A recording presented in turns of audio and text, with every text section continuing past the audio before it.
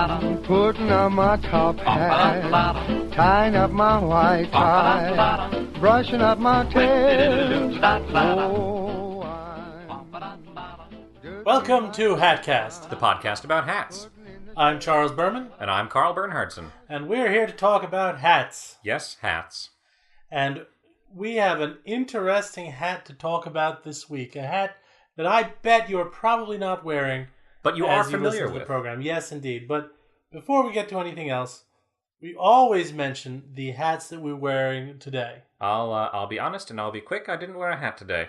That's fine. You don't have to. No, I know. It happens. It was suddenly very hot. It seemed as though we were on January 106th, and then it was the middle of summer. Yesterday was 90 degrees. 2 days before that, it snowed. Yes. Welcome to the southern tier. Yes. I wore a hat that we've already talked about, the type of the bucket hat. Yes. The much maligned bucket hat. But I think the bucket hat has more of a traditional hat shape than a baseball cap, if you're going to wear something in the heat. True. While still not being a formal hat at all. Right. And it was threatening to rain for parts of today, and it is a useful hat in the rain. I don't judge you for having worn a bucket hat. I've worn bucket hats in the past. I don't have them anymore, but this one, despite being black, is very cool because of the material it's made of. Somehow it has a mesh. When you look at it from the outside, it isn't apparent that it is a mesh material, but if you hold it up to the light, you can see right through it. Yeah, it's very cool. It's made of something very light and synthetic. I'm not sure exactly what. Yeah, the brim feels almost foam-like. Yeah, and it's got NB on the front with a bit of a hive design. Okay, I assume a sporting logo? It is of the New Britain Bees baseball team that I saw last year. This is I think this would be a very durable bucket hat as well. I think so. I think that if you're going to wear a bucket hat, this would be the one to wear. Yes. Very practical, right? But let's move on to the hat of the day. It's the chef's hat. That's right. Not the hat owned by any particular chef. No, I suppose that could be, yeah. But the hat that you would typically see a chef wearing in a more traditional restaurant. Also known as a toque, right? Yes. Or a pleated toque? Or a toque blanche. Toque blanche. Because toque, I believe, comes just from, it's an Arabic for hat. Right, and in European tradition, it's tended to refer to any brimless, sort of cylindrical-shaped hat that you might happen to wear. Which the chef's hat would fall under. Now, it's part of a chef's uniform, which includes a double-breasted canvas jacket or coat. Right. But this is a hat cast, and we don't really have too much to say about the jacket. No, just that it often goes with the hat. You could wear one without the other. Right. I suppose it would be unorthodox. But if you're a chef out there and you want to tell us about how you like to wear your hat and what you like to wear it with, you can let us know. You can write to us. We'd appreciate that. So, Wikipedia tells us the toque is a chef's hat that dates back to the 16th century. The 100 folds of the toque are said to represent the many different ways a chef knows how to cook an egg. Now, I've heard this many times and in many places, but it's never been cited. I don't know where it comes from. Wikipedia chooses not to cite it when they mention it. And you did some research, Charles, right? Well, there's an article here from 2012 from Bon Appetit magazine, and it says, when it comes to culinary mythology, the French provide excellent material. For instance, mayonnaise is believed to be named for the taking of Port Mahon by the Duke of Richelieu in 1756. How valiant. Another good one, the 100 folds in a chef's toque, that tall pleated hat, represent the 100 ways to cook an egg. And they go through several steps to try to find the origin of this. And who are they? This is Bon Appetit magazine. Okay. And do they come to any particular conclusion? No. It says Escoffier's Guide Culinaire, the Bible of French cooking throughout most of the 20th century from 1903, contains no mention of the relationship between toques and egg cookery. It does, however, contain 143 egg recipes. Okay. So it's more than possible to know 100 ways to cook an egg. There are many, many things you can do with eggs. Certainly. It would be unfortunate even if egg recipes stopped at 100. Right. No, I do like eggs. Are there any egg hats? I bet there's a novelty hat shaped like an egg. I'm sure you could have a hat with a fried egg on it. Right. Well, or a design image to look of like a fried egg on it. Yeah. Why, I've sold this wonderful line of hats that have real eggs cracked on the top of it before we put it on. So they called Jacques Pepin, who didn't have any idea. Okay. And so they called French chef Alain Ducasse, who also didn't know, who talked to them about how essential eggs are. They called Kathy Kaufman, professor at NYC's Institute of Culinary Education, the chair of the Culinary Historians of New York. She didn't know either, but she guessed it was attributable to Escoffier. This is Liz Gunnison writing this article. Okay. So she didn't uncover anything. No. I haven't uncovered anything here either. No, this won't be like last week where we had a little bit of a breakthrough. Discovery, yeah. So far that hasn't occurred. No, all we've discovered is that we don't know where this phrase came from. Now, the hat doesn't actually have 100 pleats. Oh, well that only makes this a worse saying. Yes, it just seems to be a totally spurious story. I perhaps will do some more research into where on earth this comes from. And if you're out there listening and you have any idea, please let us know, because it seems to be not representative of the number of pleats in the hat. I do love stories about things that are inaccurate in every way, though. It's like saying, why do humans have 13 fingers? You know, well, they don't. And then be like adding on to that, well, it's because they like to eat apples. Well, it's sort of like when someone says, have you stopped beating your wife? Right. Yeah, there's no good response, right? The question assumes information that might not be true. Right. Well, what can we know about the chef's hat? What can be true? The hats and headwear around the world, Beverly Chico, which we've consulted a few times, says, the origin of the chef hat may be related to royal food preparation. One theory is that its shape developed in ancient Assyria and was based on the royal headdresses of powerful and feared kings. Thus, this also sounds apocryphal. But it's kind of aggrandizing, right? It's like, oh yes, we're chefs, and we have a direct lineage to the ancient kings and their headgear. Yes. Then we get into firmer ground later on. She says, from the 16th century onward, with Queen Catherine de' Medici and later King Louis XIV, the French court became the Epicurean center of Europe, and royal chefs became renowned. By the early 1800s in England's St. James's Palace, chefs' white caps had gradually increased in size, and by 1900 many chefs' hats were a foot high. This height came to reflect the social status of a chef's private employer, as well as the importance of lofty grand hotels such as London's Savoy or Carlton.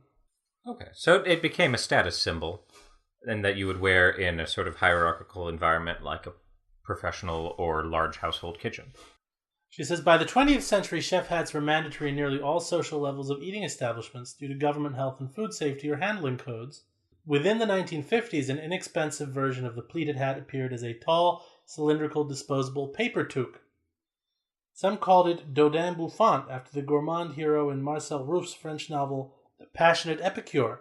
So it took on a hygiene purpose, right? Sort of keeping hair out of the food. Out of the food. And then I assume it was white so that you could tell if it was dirty and needed washing. Yes. Okay. Well, that makes a lot of sense. Yes, and I think that is the main current practical use of the chef hat. Right. Yeah, I don't see large landowners making their chefs wear even larger hats to outshine other large landowners' hats. 50 Hats That Changed the World. What a book. Put out by Design Museum Enterprises Limited. Credits Escoffier to the ubiquity of the chef's uniform, including the hat. Okay. Now, Escoffier, he was referenced before as possibly being the source of the 100 pleats, 100 eggs. Yes. Saying. But that seems to have been disproven. But if he at least popularized the uniform as a whole, he may have had something to do with it, or someone may have said it about something he said once. Yes, this chef's hat seems to be a bit of a misty area of historical research where invented things tend to get repeated a lot. Right. I mean, we have the obvious reasons for its existence, It's a hat that's tight around the head, which keeps the hair in place. And it's tall to show that you're the boss in the kitchen. And that's really all we're going to get. Although there are a wide variety of chef's hats out there, right? Yeah, some have many different shapes of it. Some have closer pleats and many more pleats. Looking now. Some are not really even exact folded pleats. Right. Like this one we're looking at a photograph of now has a lot of kind of rough pleats, and it doesn't even make a complete cylinder. It looks like it would be kind of floppy if you put it on your head. Daniel Engber has an article from the New York Times in 2014, and he starts by quoting. He says, "I've long wondered how to change the way we wear our cotton hats," wrote the French chef Antonin Carême in his 1822 manifesto on modern cuisine, Le Maître d'Hôtel Français. I don't speak French, so I apologize for my pronunciations, which I'm sure are all wrong. I also don't speak French, so I can't correct him. While working for the British ambassador in Vienna in 1821, Carême got the idea to insert a round piece of cardboard inside the floppy cap that was then standard headgear in the kitchen. "A cook should present as a man in good health," he explained, "and our regular hat suggests a state of convalescence." His illustration of the new style in his book's frontispiece had two chefs standing side by side. Both wear floppy hats and double-breasted coats, apron tied around their waists.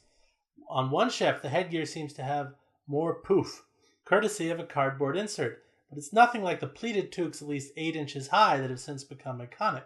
And I'll read further in this article because it seems to do better than a lot of our sources. Okay. He quotes a professor of sociology. "Carême took an important step, but the final product came later," says Priscilla Parkhurst Ferguson, a professor of sociology at Columbia University. "Images of chefs' outfits from the latter half of the 1800s show a toque, but it appears to shrink from one decade to the next. A tall style was more popular at mid-century, while a short, puffy design took precedence during the Third Republic. Some mid-century chefs rejected the pleated hat altogether. Engravings in Paris à table from 1846 show cuisiniers in tasseled berets, which we'll have to do a program about as well. Yes, we do plan. It actually came down to either the beret or the chef's hat tonight. While a novel from the same year by Eugene Sue describes a cook who has remained faithful to the traditional nightcap, despising the white linen toque of the innovators, the romantic cooks, as he called them. I do like the idea of being a sort of curmudgeonly and old-fashioned cook who's upset about all these romantic new cooks with their audacious floppy hats. And I also like the image of a chef wearing a nightcap to cook. Yes, that's also kind of funny to think. You'd think that the long cone shape dangling down and the tassel might get into the food somehow. Right. But I think if you have a shorter one, that won't do that. Right. You're performing the function because, again, the most important thing is keeping hair out of food. Right. Yeah, and as long as the hair stays out of the food, and preferably the hat stays out of the food, it's doing its purpose. Because I've had the experience of eating food with the hair in it, and the hair can get stuck in your throat. Oh, it's very unpleasant to eat hair. Yeah, it's not. It doesn't have much of a taste, but it can get caught in your teeth or your throat. It's very irritating. It makes you sort of feel like you're an oyster and you have a piece of sand stuck there, but you're not going to end up with a pearl. You just feel like you might get sick. Yeah, so I don't recommend it. So I do think that there's a good purpose to this particular hat. It's tempting to assume that Carême, with his grandiose language and sartorial ambitions, was among the vilified romantics, but in a later work, Sue notes that the ancient and highly classic schools of Laguiperer, Morel, and Carême remained faithful to the cotton cap, while the young romantic school adopted the toque of white muslin. So again, we've had some people citing this chef's hat back to the 16th century. And I think it's fair to say chefs were probably wearing hats in the 16th century. It seems like very early on you would have identified the practical reasons for wearing a hat when cooking. Yes. But what that hat was seemed to have been whatever hat a chef happened to have, and very regional. And it wasn't until the second half of the 1800s that we ended up with the chef's hat as we know it. Yes. Yeah. When whether it's the sort of floppy pleated or stiff pleated hat, it's still that same general concept of a white pleated hat that's tight to the head. Right. Yeah. Article goes on. Thank you, Daniel Engber. Yeah. So what was the Romantic school of cooking, and why would its adherents wear muslin cylinders on their heads? Good question. This remains a mystery. Some scholars have suggested that the toque derives from the headgear of Ottoman soldiers. A military model does fit with the fact that hat size in the kitchen connotes rank. Only the highest people in the hierarchy wear the toque, not the prep cooks and the dishwashers, says Amy Trubeck, author of Haute Cuisine, How the French Invented the Culinary Profession. Wherever it comes from, the toque appears to be in decline. Major vendors of chef's clothing now sell beanies, head wraps, skull caps, and baseball hats. Traditional toques are more common in formal cooking schools than in working kitchens. I had guessed that might be the case. So, as always, and as reflected in our ratings at the end of programs, there is a practical element and there is a style element to the chef's hat. Yes, and it was a style element that was sort of part of a conflict between two different schools of chefs in France. Yes, and like many hats, it shows hierarchy. Yes. Well, and that makes sense that they would adopt something that, whether it was actually a military hat or not, they would adopt something that they felt had some military connotation. Right. There's no organization is as hierarchy conscious as the military. Put an image in your mind of a 19th century French soldier. He's wearing a tall cylindrical hat. Rather a high hat, yes. Yeah. And so I think it's interesting how the most powerful chefs have the highest hats. Right. And the dishwashers and the line cooks probably have very rudimentary hat-like things. Right. But for all cooks, it's necessary for their hair not to get into the food. Right. Well, I feel we've learned a little more than I thought. I thought we were going to hit a wall when we couldn't answer our first question, but it seems like there's been at least some scholarship done on... Yes. And so they, at the end there, they suggested that chefs are moving away from the traditional hat. Because, as always, you need the practical element, but the chef's hat showing that you're an important chef might only be necessary for important chefs. Right. Right. If you're in a fancier restaurant, a restaurant where you have a much larger staff and where being able to immediately read who is where in the hierarchy would be valuable. If you've only got two people cooking in a kitchen, I doubt one of them needs to sort of assert their dominance over the other by wearing a very large hat. Yes. So Claire Hughes writes in Hats about this as well. No waitress ever attained the tall white drama of the chef's toque, created in the 1820s and never deposed. Cooks and bakers had stocking caps worn tight round the forehead to cover the hair. For bakers and pâtissiers in France, this had evolved into a flat beret with a thick raised crown handy for carrying trays. That's an interesting image.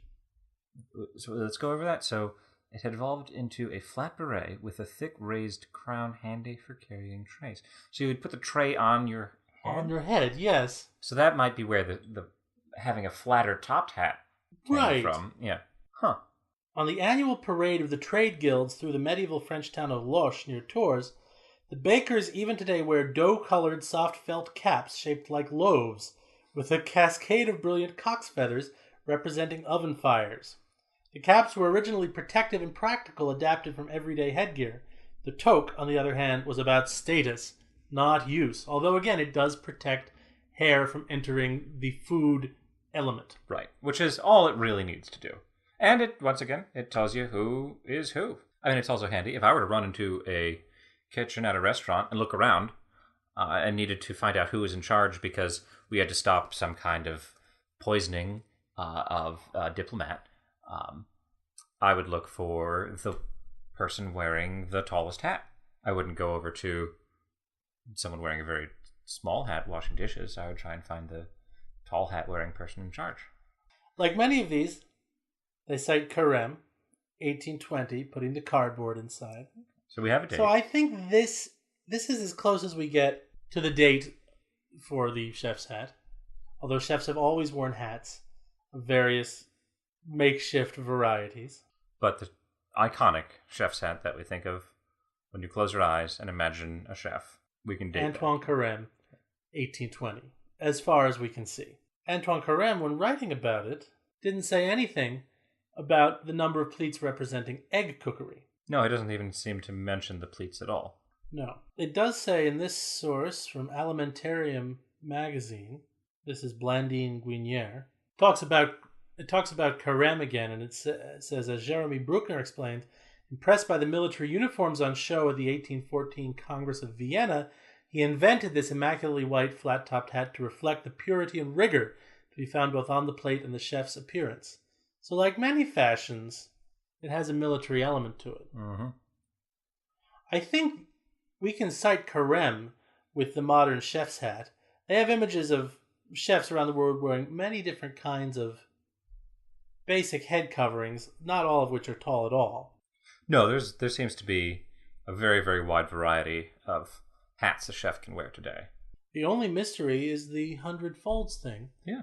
Which Carême said nothing about. Yeah. So which is enough for me to say that is spurious. Yes, I would agree. But if anybody has any info, we would be more than happy to hear it. You could write to us at hatcast@yandex.com. And I think this is the H.L. Mencken effect again. Yes, we talked about that last time. Where something gets mentioned, and then it's in print, and it can be cited. And so it keeps getting mentioned. Over and over and over again, despite not necessarily having any truth to it. Well, this has been fun. Another little research adventure. I like these episodes. I guess most of the episodes are little research adventures. But, nonetheless, very fun. I'm amused by how many of the articles say, it is said. Right. Have you ever worn a chef's hat? I have not. No, have you? I don't think I ever have. No. I know you haven't been a chef before, but I wasn't sure if a play might have required you to wear one. No, I've never played a chef or been a chef. Well, let's write a play where you have to be a chef. Have you? Now, you do cook food. I do. I wear an apron when I cook so that I don't get, my shirt dirty. Covered in oil or other ingredients. I don't wear any kind of hat. Unless it's very cold in the house, which sometimes it is, and I'm just wearing a hat for warmth. But it has almost nothing to do. You don't have customers coming that if you got a hair in their food, it would... Yeah, I'm typically cooking for myself or one or two friends. So, well, I think that's really all we can say about the chef's hat. That's about it. I'm curious if anyone listening knows where that story came from, the 100 folds. Yeah. Now, we also saw a couple of things that said it was for 100 ways to cook chicken. Right. So it could be 100 ways to cook anything. I guess that could be the point, right? I think there are more than 100 ways to cook chicken as well. I bet there are more than 100 things that you could cook in more than 100 ways. Yes. 1,000 ways to cook one thing. No, and I'm not a master chef. I'm very bad at cooking. But I bet that I could even think of more than 100 ways to cook an egg. Oh, yeah. Yeah. One day we'll list it. I suppose it's not just the chef knowing 100 ways to cook an egg, but being able to execute tastily 100 ways to cook an egg. Yes, you could cook an egg in many terrible ways, too, I would guess. But this is not Eggcast. No. This is Hatcast. When we do start Eggcast, we can talk about the 100 ways. But for now, I think we should rate the chef's hat. Yes, I think we should. Now, we rate it on style and practicality. And I'm going to give it decent ratings on both, but why don't you give your rating? How would you give a chef's hat in the realm of style area? I think it's very stylish. I think it looks good. I think that in its place. Yes, as long as you are a chef at some sort of institution, or even if you're cooking at home and you just want to add a certain level of... It might be a little bit over the top if you're just cooking for one or two people. Oh, I think it could be fun. For style, I'm going to give it an 8.5. I think it's a well thought out, good looking hat. I'm just going to interrupt here for a moment. You'd mentioned egg hats, and I typed egg hat into Google image search and forgot to delete it when I looked for images of a chef's hat, and I find a basic cloth cap to cover the hair while cooking. Right. If perhaps you're a line cook in a restaurant that requires that, which is covered in images of eggs. Huh. This is both an egg hat and a chef's hat. Would you look at that? And I suppose we should call this the chef's toque or the toque blanche. Right. Rather than simply chef's hat, because there are so many different kinds of hats. That's true. We should worn by chefs. You'll have listened to this whole thing, and it will probably have been titled toque blanche. Yeah. There you go. But yeah, so 8.5 on style. 8.5. Charles, what would you say on style? Gosh, I think I'm going to give it maybe a 7.5. Just because a little bit lower, because I agree with everything you said, but it's very particular where you would wear it. Yes. even if you work in a kitchen, you don't want to wear it if everyone else beside you has a hairnet or some skull cap kind of thing, and you're suddenly dressed like the king of the kitchen. It might be a little bit. That's true. I see your point. I'm going to be stubborn and not change my score, Yeah. but you have convinced me that there's even in a kitchen it could be deemed ridiculous. Yes, unless you are a chef de cuisine in a high level position. If you are a short order cook at a diner and you come in with a starched chef's hat, Oh, it'd be a little bit pretentious, but it would be a little bit silly. it'd be kind of fun. Maybe I'll start a diner where I make everybody dress as though it's a fin de siècle French restaurant. Yes, and we always say, what would you say if you saw someone walking down the street wearing this hat? I would say it's a chef coming home from work. This is a chef coming home from you have caught a chef on lunch break who doesn't trust their own restaurant. It wouldn't be silly or weird. It would just be telegraphing this is a chef. Mm-hmm. So I wouldn't wear this unless you are a chef and in a position where it makes sense. Perhaps as a joke if you're cooking for friends. Right. You put on your chef hat to show what a chef you are. Yes. What would you give it in terms of practicality? I think I'd also go with an 8.5. Can't be higher than that because it's a specific practicality, but it does what it needs to. It is white, so you know if it's dirty. It is tight to the head, so you don't drop hairs all over the place like a dog. And it is, it's tall to tell people how important you are. I'm going to give it a 7 because I think the traditional one is going to be rather heavy canvas. So if you're cooking in the heat, it's going to make you very warm. Well, you should show to the other people on your staff what effort you're putting in. Right. You want to be sweating. But it might not be pleasant. No, that's true. And I also think it's going to be, if you're wearing a starched bright white hat, it's going to get stained and worn out and need frequent washing, frequent laundering and restarching. Which I think is the point, though. You want to know that the people who are preparing your food are washing their clothes somewhat regularly. True. Yeah. You want it to, oh yes, we have decided we're all going to dress in this, kind of soy sauce brown. So that nobody knows if we ever... Well, we see plenty of other colored ones. We do. Looking through the images. Here's a brown one, but generally they're white, yeah. Well, that gets an 8.125 in total. I think that did very well as far as hats are concerned. Yes. I probably overscored. I was a little too enthusiastic, I think. Well, you just like them, I guess. I do. I think they're fun. They are fun. I would, again, this is one of those particular position, particular circumstance hats that you wouldn't wear to the beach. But you do see in the wild. Yes, you do. If you go to a restaurant and see the chef, they might be wearing one of these. I'd say another successful episode of Hatcast. I think so. If you think it was successful and want to agree with us, you can write to hatcast@yandex.com. If you think it was a failure and want to tell us so, you can write to the same address or misspell it so that we don't get that one. Yeah. If you want to tell us the origin of the 100 pleats story and the egg cooking story, please do, because I'm now curious. Hatcast@yandex.com. Bye. Bye.